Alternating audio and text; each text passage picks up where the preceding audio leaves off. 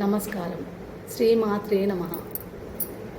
మనం శారీరకంగా ఆరోగ్యంగా ఉండడం కోసం, శారీరక దృఢత్వం కోసం ఎన్నో వ్యాయామాలు చేస్తూ ఉంటాం.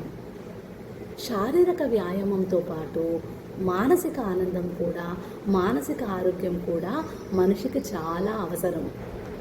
మరి మానసికంగా ఆరోగ్యంగా ఉండడం కోసం, మానసిక ఆనందం కోసం మనం రోజు దైవ నామస్మరణ చేయాలి.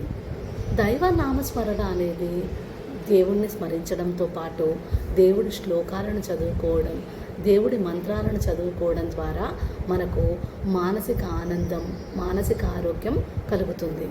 కాబట్టి మనం రోజు దేవుడి నామస్మరణ చేయడం అవసరం. అందువల్ల ఈరోజు నేను నాకు తెలిసిన కొన్ని దేవుడి శ్లోకాలను, దేవుడి నామాలను, దేవుడి మంత్రాలను మీకు అందిస్తున్నాను. ముందుగా మనం ఏ పని చేసినా, ఏ శుభకార్యంలోనైనా గణపతిని స్మరించుకోవడం తప్పనిసరి. కాబట్టి ఈరోజు మనం గణపతి శ్లోకంతో మొదలు పెడదాం.